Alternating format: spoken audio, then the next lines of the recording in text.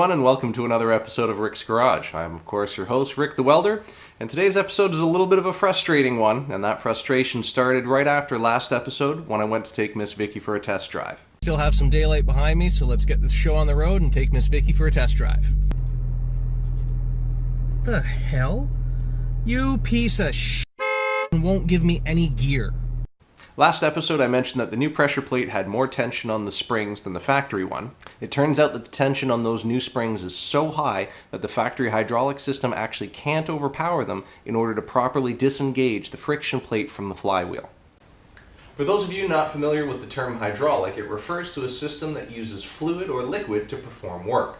Now, a really smart French guy, Blaise Pascal, came up with an idea that said, Any force applied to a confine fluid is transmitted uniformly throughout the fluid with equal strength. Ha ha ha.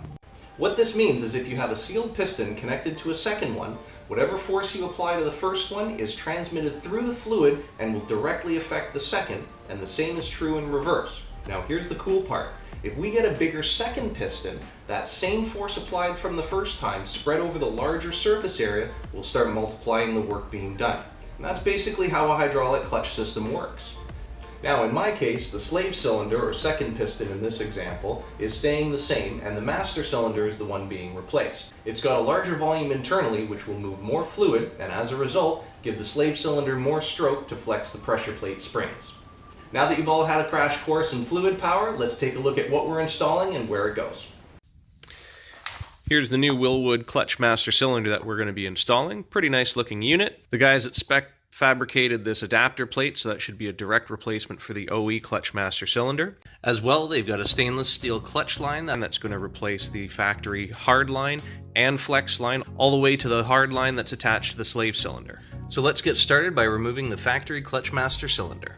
It's a little tight in here, but what you're looking at is the top of the clutch pedal where it attaches to the piston rod of the clutch master cylinder.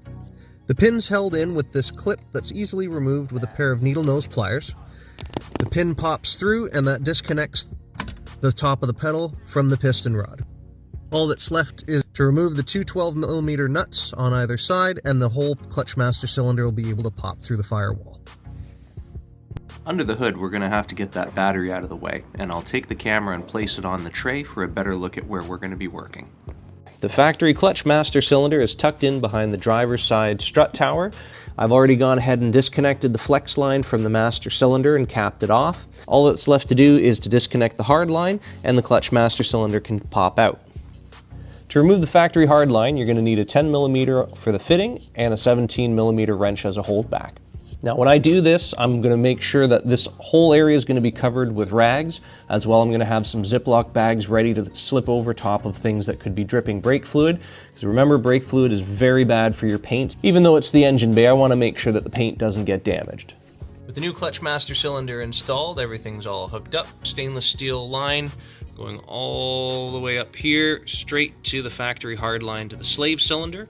And once the system's been bled of any air bubbles, the pedal adjustment is set, and we do one last important check. Alright, so under the hood here, this is your slave cylinder. This is mounted on the front of the transmission, so you just get a good idea of where this is located. What you're going to need to check after you've adjusted the threaded rod on the clutch master cylinder, you want to make sure that the slave cylinder can still be depressed by hand. And what I mean by that is reaching in and physically pushing that plunger in. Now the reason why this is important is because what can happen is if you adjust that threaded rod on the clutch master cylinder too far, there's actually a return valve that gets blocked off and you will not be able to push in that slave cylinder by hand. If that return valve is blocked inside the clutch master cylinder, it can potentially cause damage to the seals.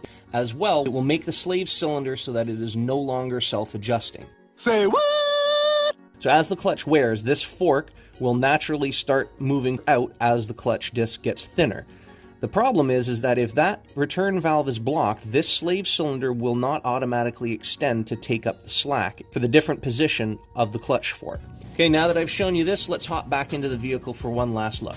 Okay, now that we've verified that the slave cylinder is functioning correctly, now that you've got your adjustment, is tighten up the jam nut, tighten up the set screw on the return bolt. Now, one other thing I wanted to mention here, This is your clutch position sensor. That directly affects how the brake hold function works in the car.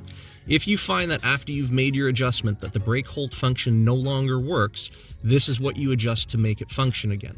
What you're going to do is loosen this jam nut and disconnect the pigtail so that it doesn't get twisted, and very gently thread this into the bracket and then tighten down the jam nut afterwards.